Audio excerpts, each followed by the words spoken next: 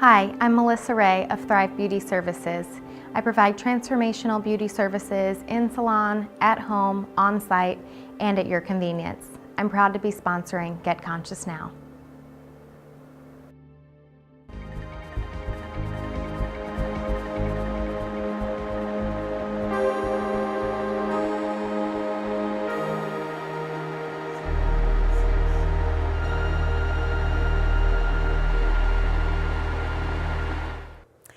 Hello everyone, I'm Patricia DiOrio and this is Get Conscious Now. Thanks so much for tuning in, and I'd like to thank our audience for being here today. Thank you so much. We always appreciate your presence and the wonderful energy that you offer. So today we're going to look at a generation, the millennial generation, and specifically what it means to be a conscious millennial. So we're really excited about 4 guests that are coming on today who are entrepreneurs, who are conscious millennials right here from our community in Santa Barbara. But before you meet them, it's always a great pleasure to welcome and say hello to my dear friend and partner, Stu Zimmerman. Patricia? How are you? I'm fabulous. Good. How are you doing? I'm Good. Doing Yeah, thank you. And once again, welcome everybody. Great to have you with us. If you haven't seen any of our prior shows, we really invite you to come and see us either on Facebook or on our YouTube channel, Get Conscious Now, because we have a litany of shows with Deepak Chopra, Reverend Michael Beckwith, a cast of people that are just absolutely fabulous that bring forward thinking to some aspect of everyday life, practically where the rubber hits the road.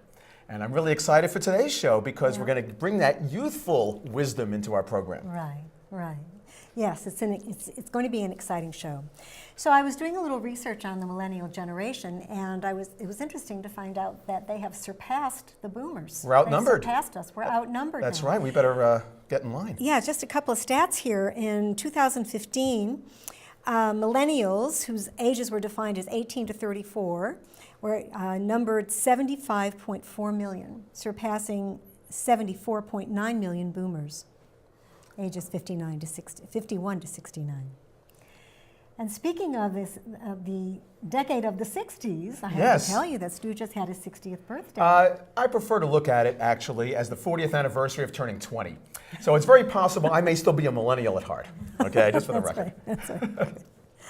So what I've observed about the millennials that I've had the pleasure of knowing and coming in contact with is that they really want change. You know, they're really about change in the community, and we have 4 wonderful people here today that really represent that. Yeah, I'm really excited to be in conversation with them, and they're not the only ones who want change, but the truth is they're our future leaders. That generation is going to be leading our world, our country and the world. They're our future leaders, and in my experience and the work that I do as a counselor, whenever I work with young people, I'm always so blown away that when they come to see me for the first time, they're already in the conversation. I don't have to kind of like lay the foundation for my work so they understand what I'm saying, which is that we're spiritual beings having a human experience and we're all creating our reality. Okay, so let's meet our first millennial. Let's get into it. Okay. Our first millennial is Melissa McLaughlin, and she's a wonderful young woman that I've had the pleasure of knowing for several years now. In fact, she does my hair and makeup for the show, and I think she does really a great job. And she does my makeup without the hair. And she does your makeup without the hair, that's right. And really, she does. She does makeup for his head so he doesn't shine. That's right. That's a kind of bright thing going on. You have to order special stuff for him. So Melissa is the founder of Thrive with Melissa Ray, a platform to promote inner and outer beauty. She's a licensed cosmetologist in California and has a BA in business management. In her business of beauty services, workshops, and digital media, she hopes to expand one's perspective of beauty through inspiration, wellness, spirituality, and awareness of the natural world. Her goal is to empower others to thrive by discovering their unique beauty beneath the skin and beyond the soul. I like that last part. Thanks, darling, for coming. Yeah.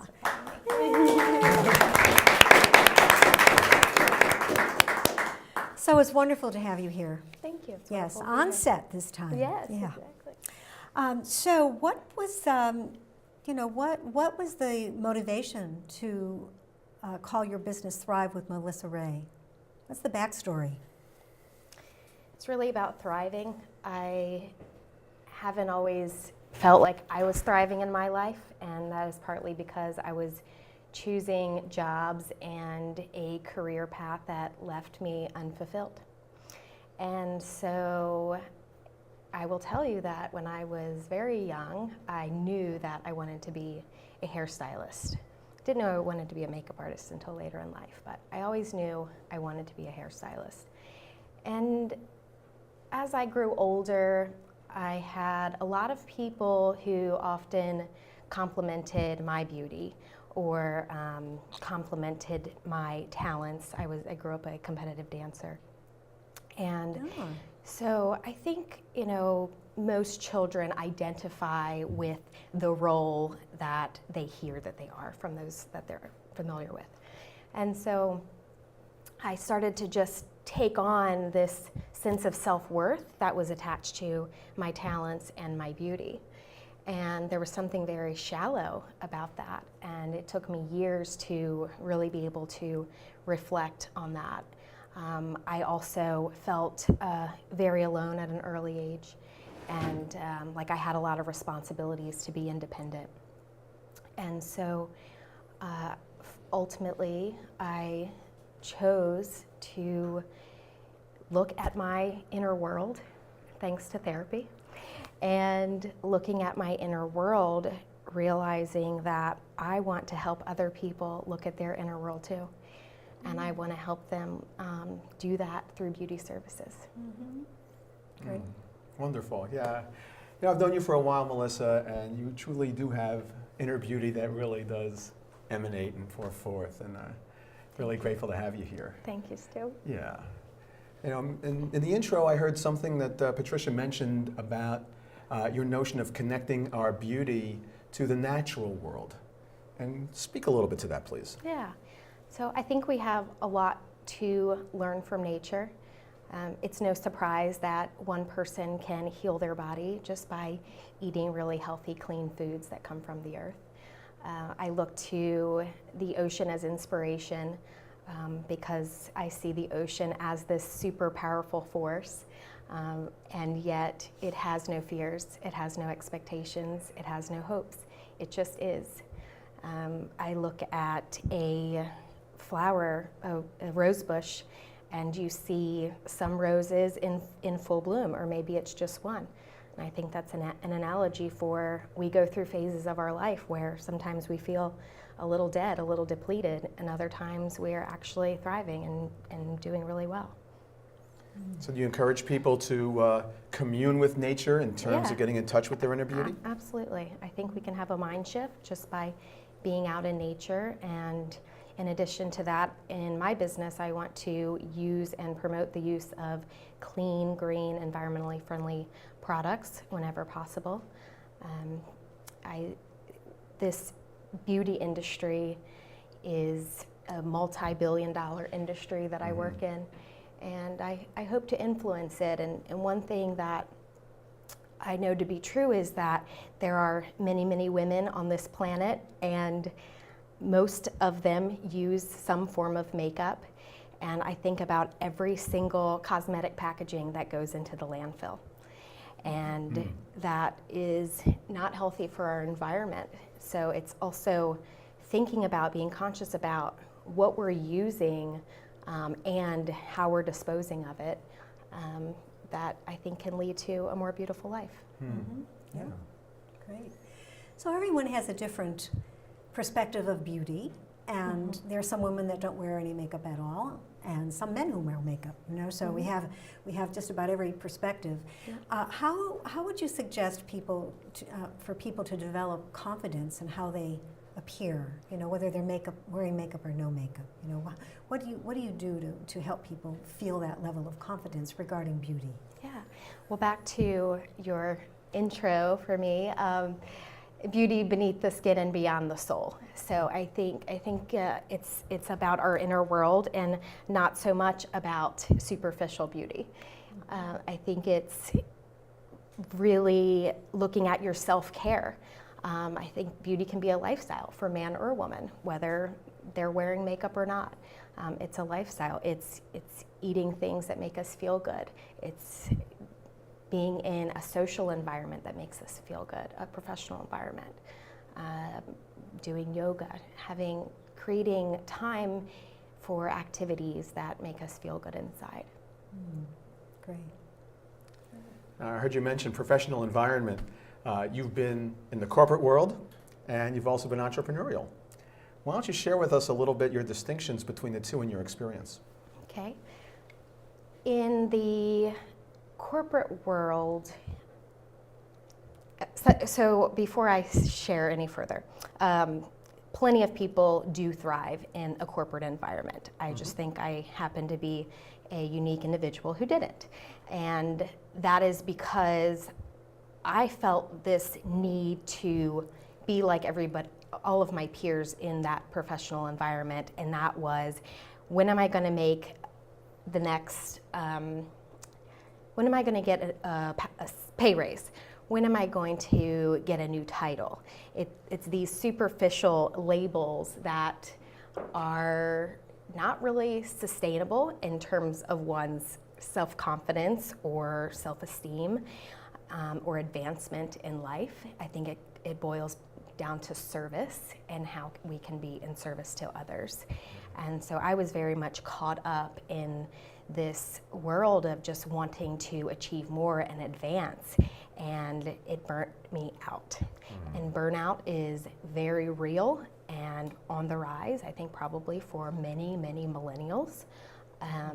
And so reflecting on that and also doing this inner work, I realized that I want to be in service to others, and this is how I choose to be in service to others.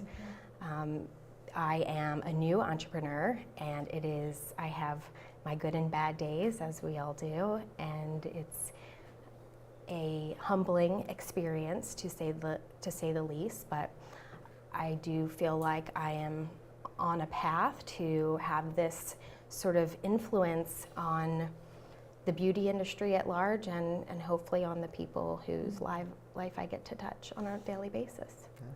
I think when people understand that true beauty is from the inside out, and you don't have to have the classic features and be perfectly made up, to really express your beauty, but it does come from the inside, which brings us to our final question for you.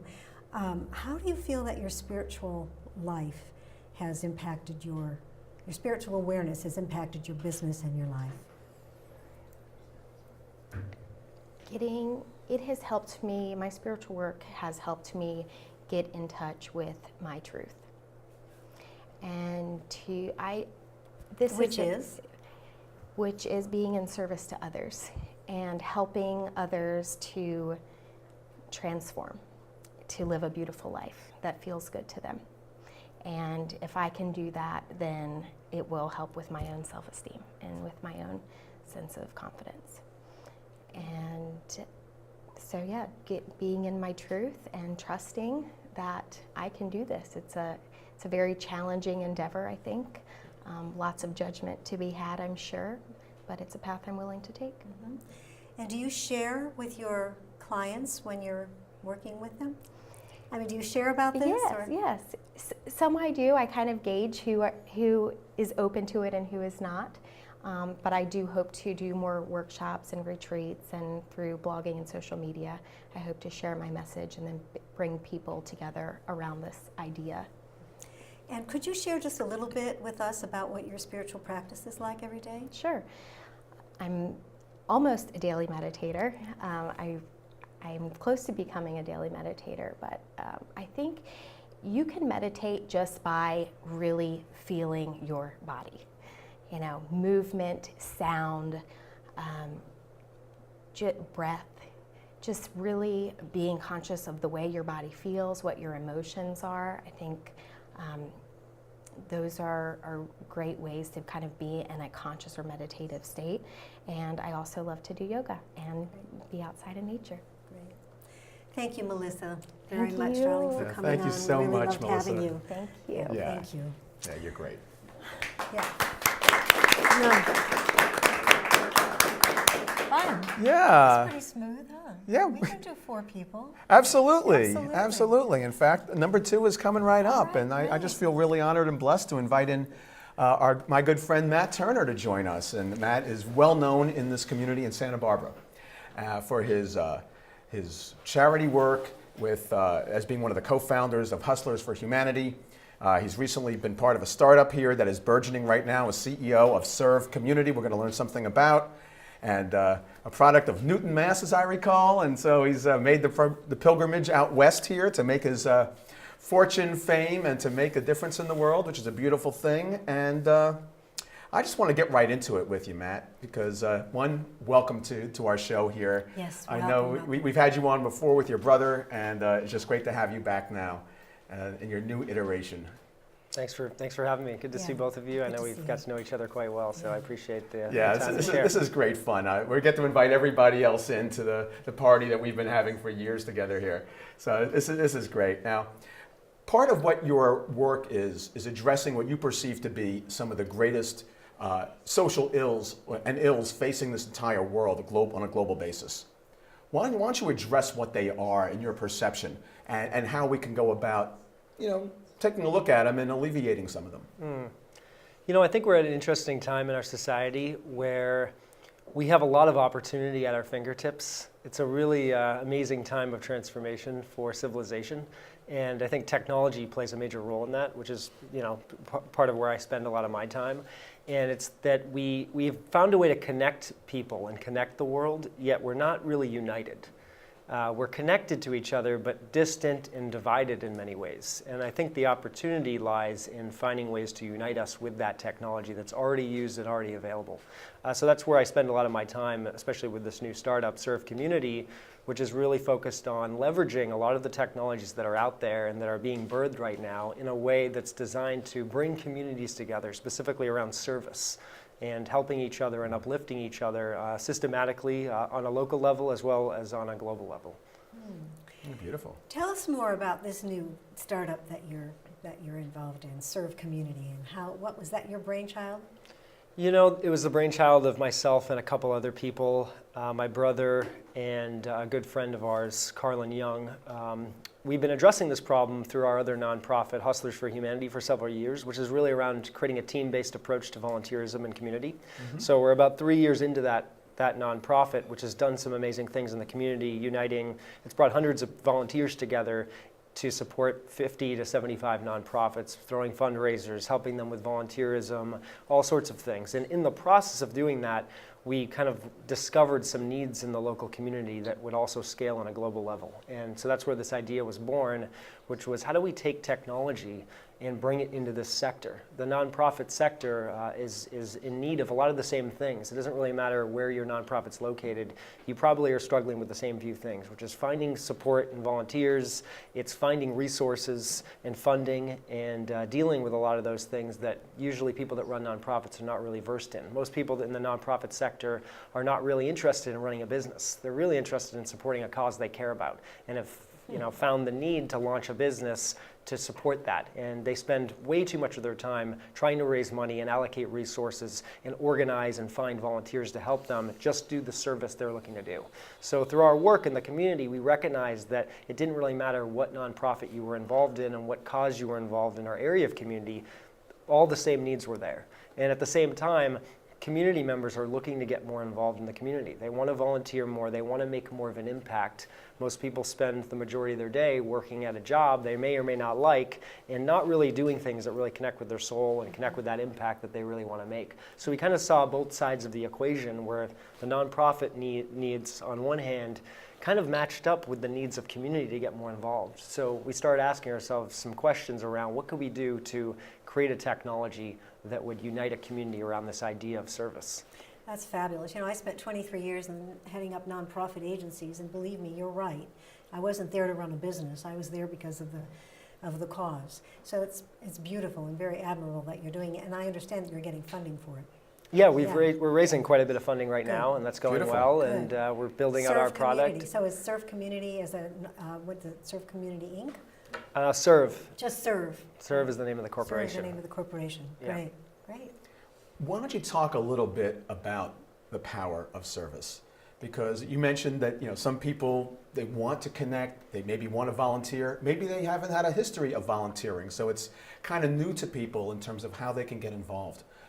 Why don't you share some of your own personal experience of what it's unlocked within you in consciousness and your volunteering, your life force, your time, your energy in making a difference in people's lives? Yeah, service work is something I've had ingrained in me since I was a young kid, which I think is how a lot of us, find our real passions is somehow in childhood. And it was through my father's work in the community. He was very involved in the community and was always coaching my sports teams. And at a very early age, I started coaching sports too, alongside him with my brothers. And so even as a kid, I was coaching kids. And when I went off to college, I found time on the weekends, amidst getting drunk and partying with my friends to go volunteer and coach basketball.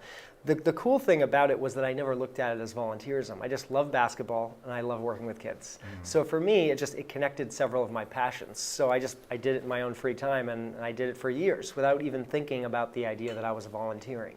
And ultimately, I think that's one of the disconnects in society is we try to encourage people to volunteer more, and even in some of our school systems, there's a lot of required volunteerism that happens.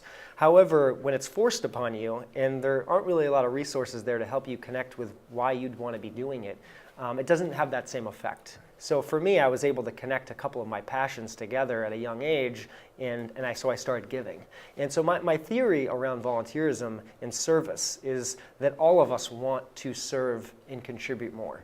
And we each have our own skills and our own passions that if we can hone in on them, there's almost definitely a need in our community to deliver those values. There's some nonprofit, there's some organization, there's some kid somewhere that needs exactly what each of us has. So that's kind of how I find passion in the work that I'm doing, is creating a system that ultimately helps every individual kind of be a hero in their own everyday life through that, by helping them discover what it is they love, what they care about, what their skills and strengths are, and then basically helping match and hone in the community around them to find out where can they make an impact right now, right today, that they might not even know about, that's just sitting waiting for them to show up and make an impact. And if people wanted to volunteer for your organization, whether hustler or serve, how would they do that? Well, if you're here locally in Santa Barbara, you can go to our platform, which is hustlers.serve.community, and sign up as a volunteer. And the platform Serve Community will not be launched. We're going to be beta testing it in September here, so in 2017. So everybody's getting the scoop right now. You're getting the scoop. It's a little bit of a heads up on it. It's exactly.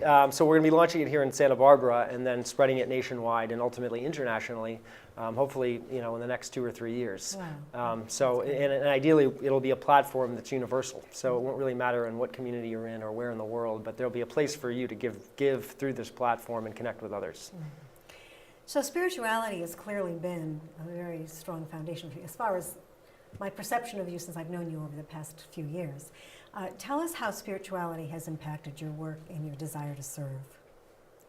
I started down a path of kind of discovering our spiritual nature, as you talked about it, being spiritual beings, having a physical experience, a seemingly physical experience. Right. About seemingly is the operative word there, isn't it? It is. So that was probably about 8 to 10 years ago, and it really drastically changed course for me in my life. I was a byproduct of my own conditioning for the first, I'm 34 now, the first 25 years of my life, and then through kind of tapping into some unmet questions in my life around who I am, started to tap into that underlying spiritual nature, and I kind of had to give up everything that I had built around me as a structure to get to the core of those answers.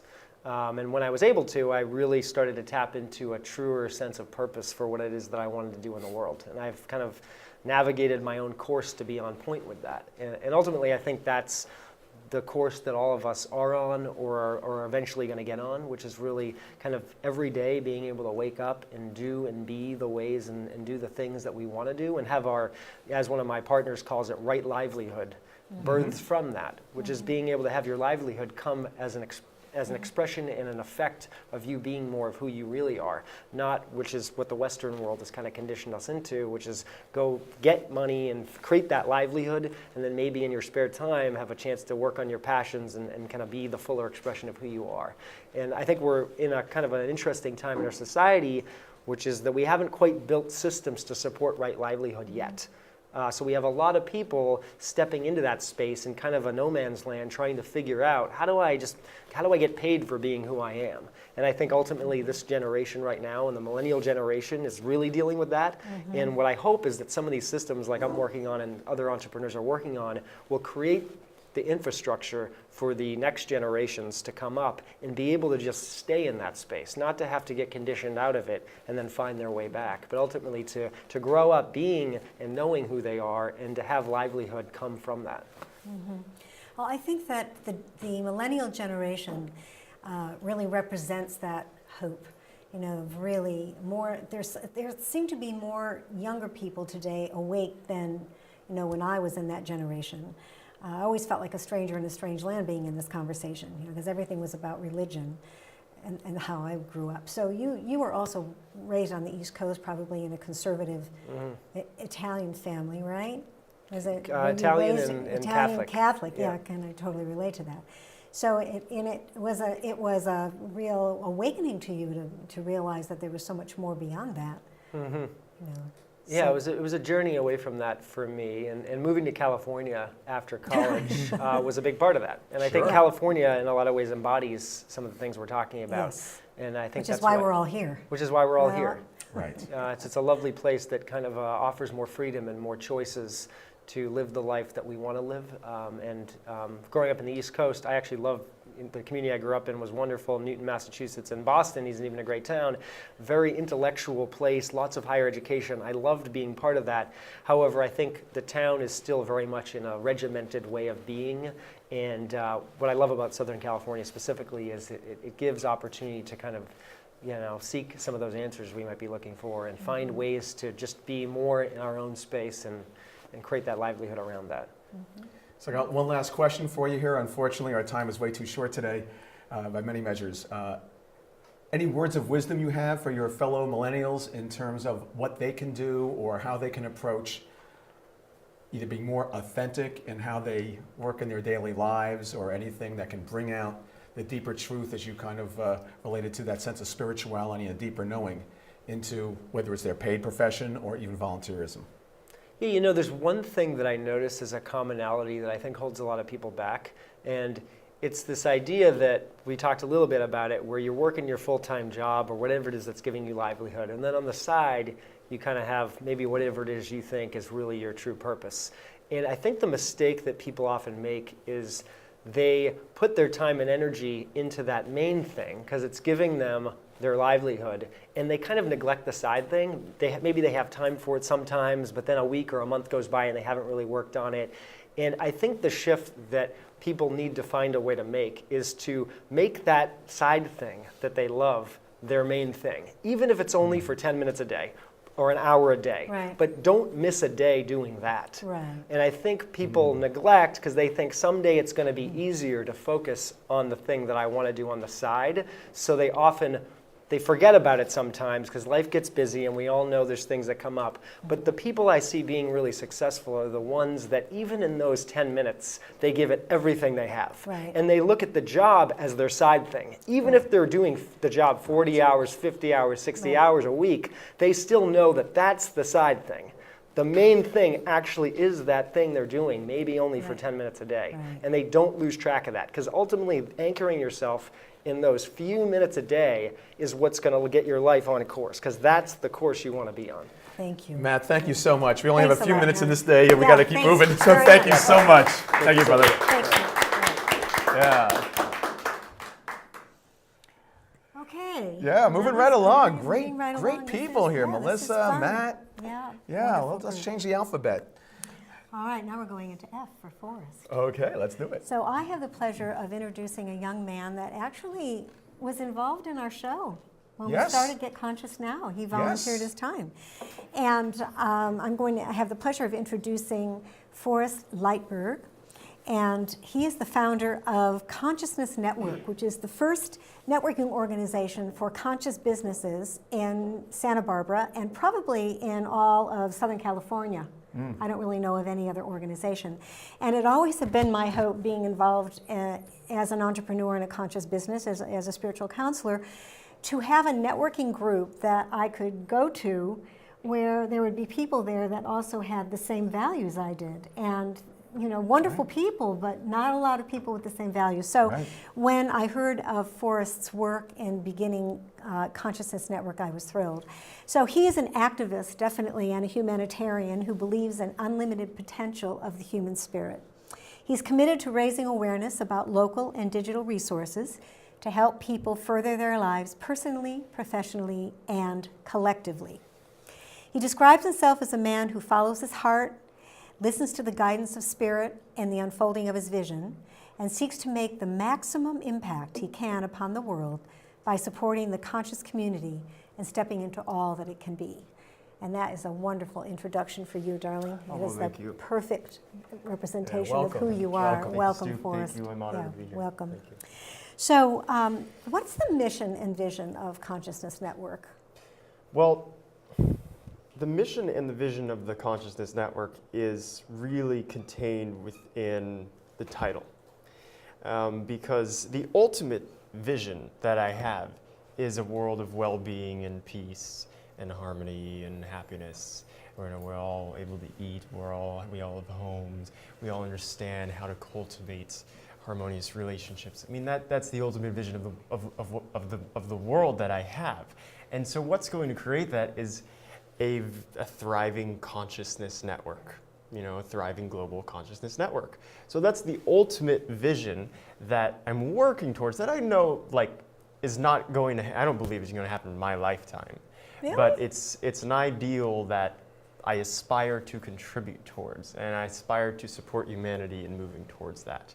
But the vision that's more of a shorter term vision is creating more of a cohesiveness within the conscious community on a local level and also on a global level. And local level by hosting events that bring this community together, that serve numerous purposes that I'm happy to go into today. And then replicating those events when the time comes to other cities, but also creating digital technologies and platforms that involve the conscious community around the world. Yeah. So, I don't know if I missed this when you first responded, but how would you define consciousness, if you were to define it? Consciousness is, I've come around as many definitions of consciousness as I have people who define it. But to me, consciousness means bringing awareness, love, and exertion into our lives. So I'll explain a little bit. Awareness is the awareness that our choices have consequences. And that's karma, that's just cause and effect. We have this awareness, and then we develop awareness about which actions are going to lead to which consequences. And we have the love to care about making the choices that serve the well-being of the whole. And then we have the ability, the exertion, to actually act in alignment with those values that stem from our love. So to me, consciousness is about living and operating in a way where we are embodying those three qualities in everything we do as much as we can. Okay, good. Well, Forrest, I've known you since you were a tree. I was waiting to say that. Now you're a forest, okay? But I'm bummed. Yeah. Thank you. Yeah. Okay, yeah. And I want to challenge you a little bit as it relates to this, because I met you a couple years ago when your vision for what could possibly be was highly uncertain. Sure. Right? And now you're at a point where you're really moving things forward that you could not have predicted 2 years ago. Right. So the fact that you may think that you may not see the totality of your vision in your lifetime, I want to offer you the possibility of anything being possible when it comes to consciousness. And as long as you continue to embody that vibrational presence and that vision of what you know in your heart to be true, and allow that to come forth, that it's going to come forth in all kinds of magical and mysterious ways that you can't even begin to comprehend or predict today. So I want to invite that in as a very real possibility for you. Sure. And given that, what is your inspiration? And are you, in terms of something that's maybe more specific in your life that led you to this glorious vision of what we could possibly be that's led you into what you're doing right now? Well, it came from partly desperation, partly inspiration. The desperation part was, what's my purpose? Why? What am I meant to do? I didn't have any idea. A year and a year and 4 months ago is when this whole thing began with the Consciousness Network.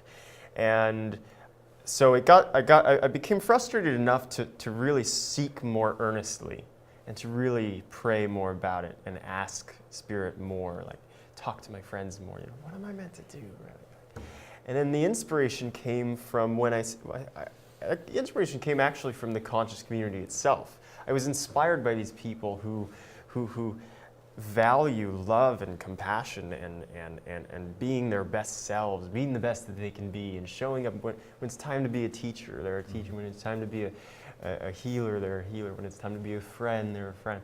And so I was inspired by this way of life that is shown by so many in this area.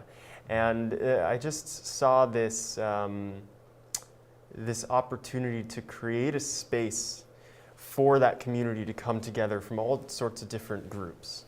Because there are many different groups within the conscious community. You've got environmentalists, social activists, you've got conscious business people, you've got people walking spiritual paths like Buddhism and Taoism and Hinduism. And so I just thought, let's create a space for them all to come together where we can nurture their collaboration and see what happens. And that was the inspiration. Tell us about the space. Last night there was an event that several of us attended. Yes. And which was like your 10th one? This was our 10th event. One? Yeah. So share about your event. If people that are seeing the show today might be interested in attending your next one. Sure, thank you. Yeah. Well, the events are called Conscious Networking Events and Expos. Conscious Networking Event and Expo. And we're actually changing the title to Consciousness Expo and Symposium.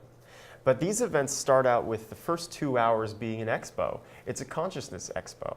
So we have 30 to 40 exhibitors who are selling food, selling gemstones, marketing personal services. There are coaches and healers and readers and massage therapists, all sorts of different people from this field. And of course, the conscious community gathers to network and meet each other. And it's a lot of fun, and it's a lot of meeting like-minded people.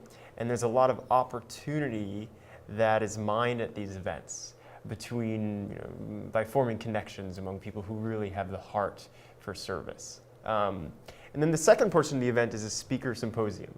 So last night we had Gay and Katie Hendricks speak. There were 200 people there in the room. It was packed. And they spoke on improving your relationships consciously. And it's just a fun, entertaining, informative speaker symposium. We bring speakers in on all sorts of different topics for the community. It's professionally produced. It's not casually produced. And people leave feeling inspired. It's an honor to do. It really is. Yeah, and it really is exactly as Forrest describes it. So I encourage those of you that are interested to check it out.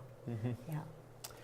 Forrest, it's out of time today. We are so grateful to have had you here. And thanks to you, we're actually going to have Kay and Katie Hendricks on our show. That's right. in our next guest. On August 12th. Yeah. Thank you. Thank you very much for the opportunity. So thank you so much. Thank you. John, for being here. Thank you very much. Appreciate it. All right. Well, Okay, so moving right along. This is so I know. flying. Last and certainly not Definitely least, not least. No. we have the wonderful Megan Joy. Joy, absolutely. Definitely well named. Haverda. Yeah, I've known Megan for years, and it's great to have her on the program today. And Megan is truly a bright light. She's well educated with a master's from GW, George Washington University, from the School of Business and Public Management. And she's been in venture capital, helping to seed really conscious companies, working in clean environment, working with peace parks, working with change management companies to make a difference right now. And Megan, just thank you for being here and grace us with some presents. Yeah. Thank you. Beautiful presents. Hi, John. Welcome. My dear friends, Yeah, thank you for welcome. having us today. Yeah, welcome. So, why don't you talk a little bit about the marketplace? You've been involved in capitalism and conscious business, and can you kind of share with us what you perceive the landscape to be right now?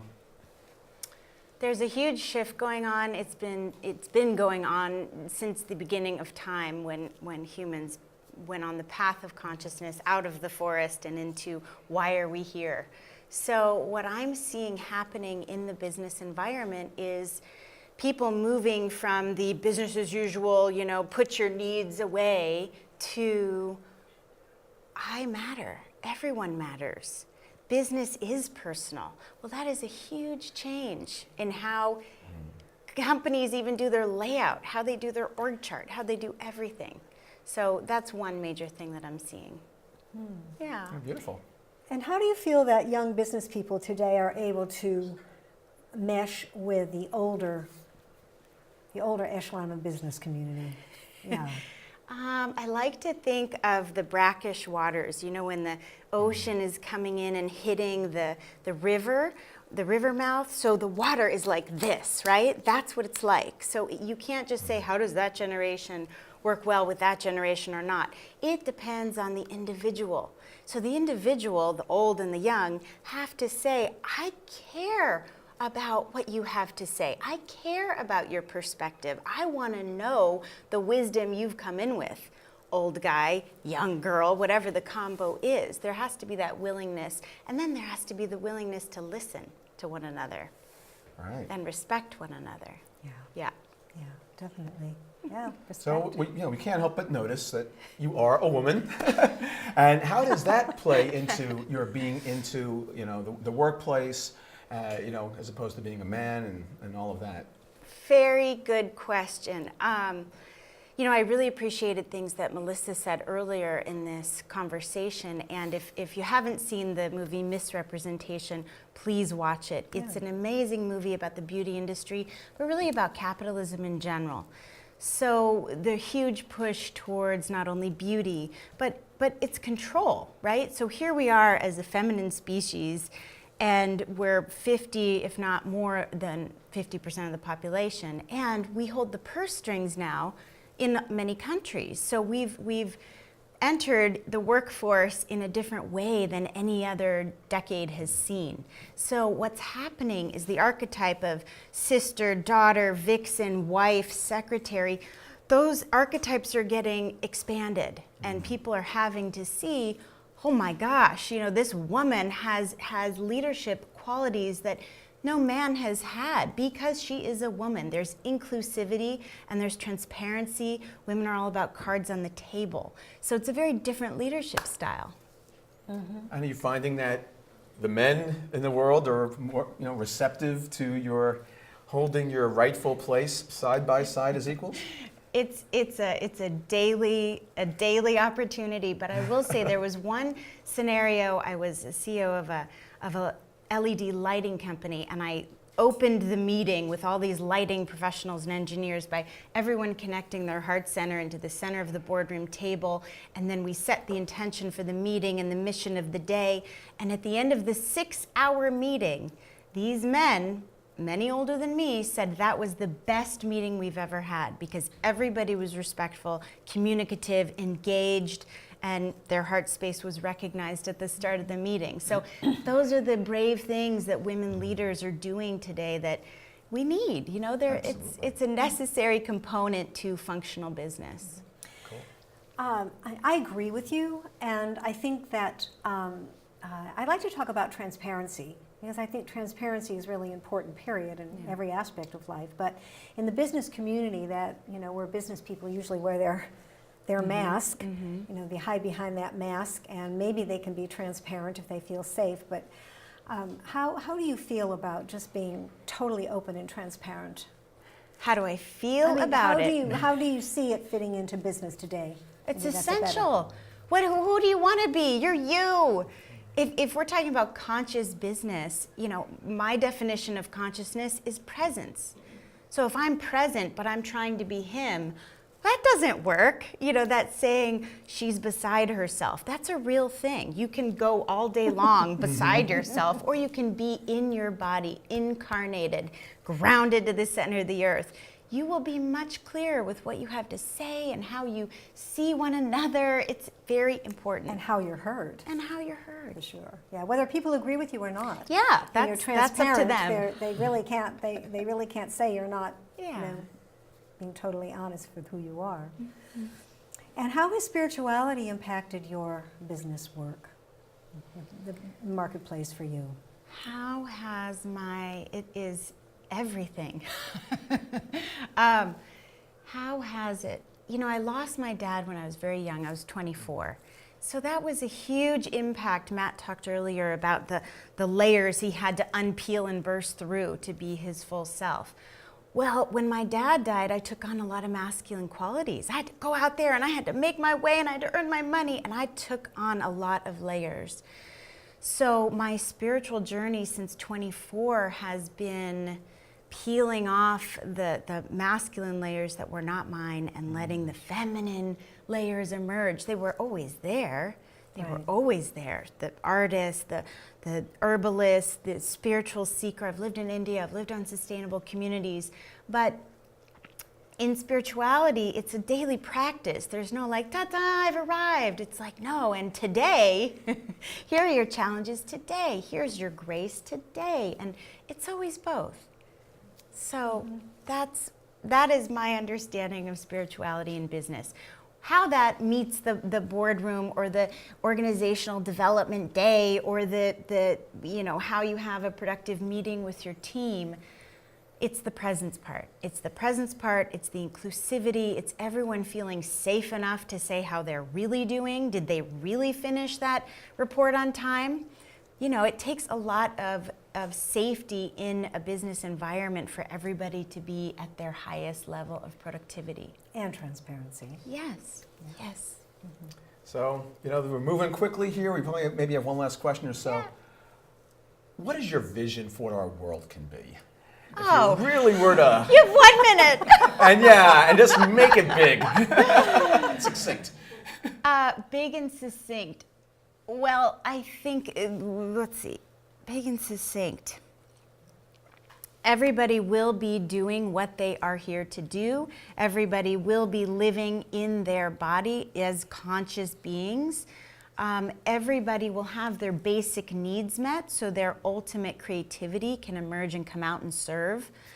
And there'll be a lot more regional focus of material resource management and governance and food security and energy. It will be much more regional, manageable. We got so global, things got kind of unmanageable. So I see the world vision is coming into, and knowing your neighbors, really being committed to where you live and the region you live in and the animals there and the plants there and how to manage all of those in a loving, equal way.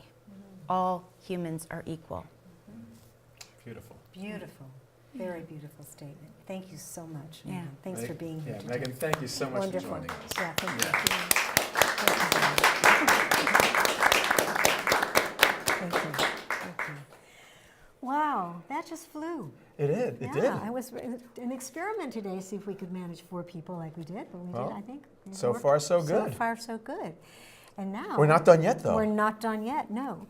Now, I can't wait to hear Stu's views.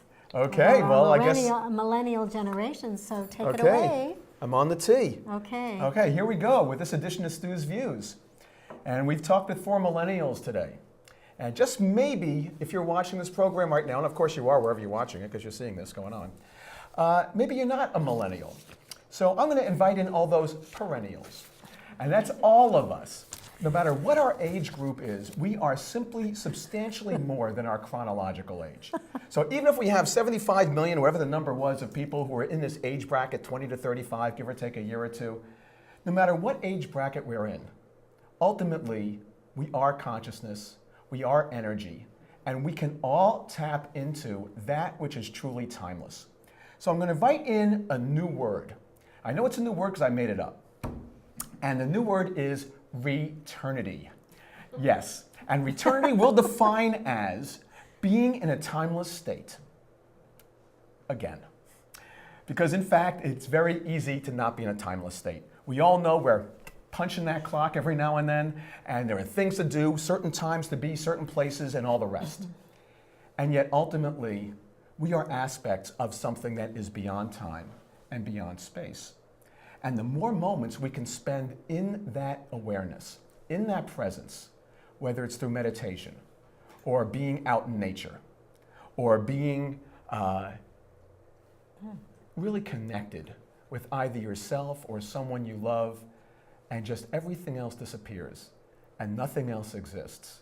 There are no thoughts about what's going to happen tomorrow. There's no ruminations about what happened yesterday or the day before. All there is that moment of timelessness. So that's returnity. So every moment, every time, now and then, we get caught up and we get caught up in our thoughts and blah, blah, blah, get worried about time, what happened yesterday, what's going to happen tomorrow. We still get to come back with awareness. And true to the title of this show, Get Conscious Now. We get to come to more moments of returnity and really invite in that presence that these millennials have, the enthusiasm, the energy, the optimism, the departure from a past that may have seen substantially more fenced in, chained in, structured in ways that separate us and separate us from our own deepest truths. So I'm really inviting you all to just go into returnity, become a perennial, slide up and down this whole time spectrum to go into what any age you want. Go out and skip by the beach and feel like you're 5, for crying out loud. Let's have some fun with it. And I'm just inviting you that as a timeless being, you get to spend a lot more moments in your youth. So there you go. And so with that, I want to pass the baton, or whatever else there is to pass on, to my dear friend Patricia with a quantum quote. Thank you, Stu. That was wonderful. My pleasure. I love the fact we're perennials. Yes, we Right. are. Okay, so for those of you that have watched the show in the past, perhaps you remember that when I'm seeking a quantum quote, whether I'm looking in my own quote library or I'm Googling online, how I determine the quote is by how my body feels. I think that we're all like nerve endings. I call us nerve endings of God and matter. And I can feel, I can feel the goosebumps. I feel that frequency coming up through my body. And I know that I've come to the right quote. And that happened yesterday. I went Googled, of all things, imagine millennial quotes, and there were a whole bunch of them. And the one that really struck me, the one that gave me those goosebumps is this. And it's from Daryl Hannah, who's an actor and an activist. And you probably remember her from the movie Splash and several other films. And she says, "And I know that the younger generation is doing things that are so ingenious. And for them, it's not a matter of political belief or an environmental stance. It's really just common sense." And I love that because I have always felt that this conversation of consciousness is really more about common sense. And unfortunately, spirituality has kind of been relegated to the realm of woo-woo rather than the realm of, hard science. So science and spirituality are really one conversation. And I think this is where the millennials have the edge. Conscious millennials know that science is the foundation for spirituality. In fact, science is barely now catching up with spirituality as we're understanding it. So a quick lesson here in quantum physics. Quantum physics tells us that everything that we see in the material world is an illusion. If you looked at anything in the material world and you looked at it under the proper magnification, which would be like a dark field microscope, what you would see would be empty space. And everything that appears to be empty, inside, outside, all around us, is actually filled with what Einstein discovered as subatomic particles. Now, subatomic particles are not matter. They're energy and information in a field of all possibility. The only reason that science knows they exist is that they leave a trail behind them.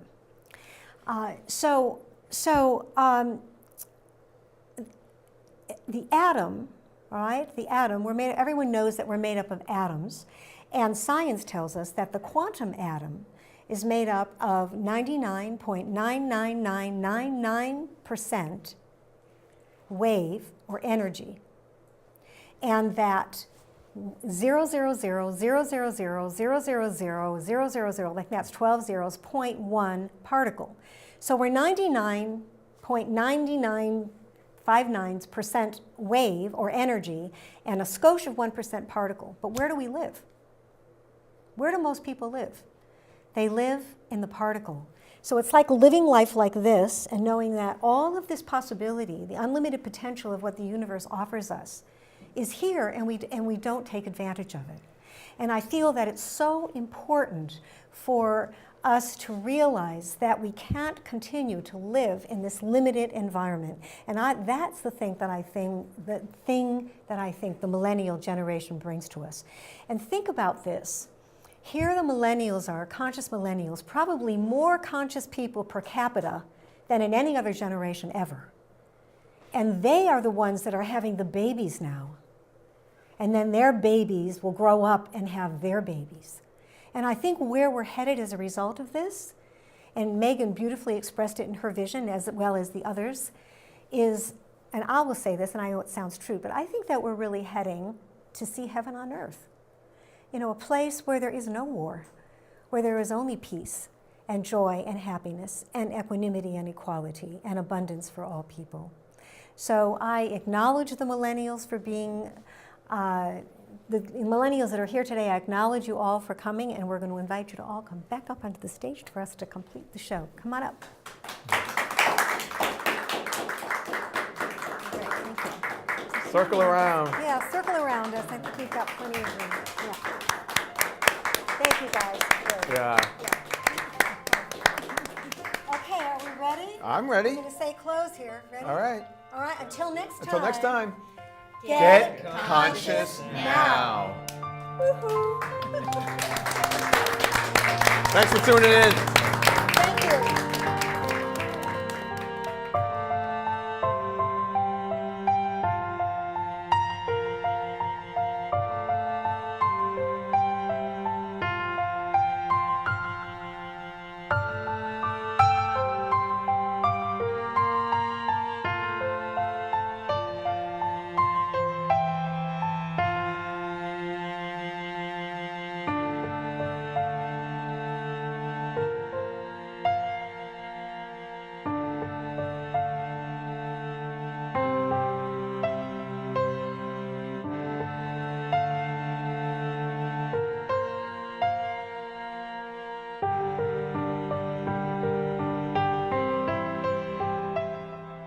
Hi, I'm Melissa Ray of Thrive Beauty Services.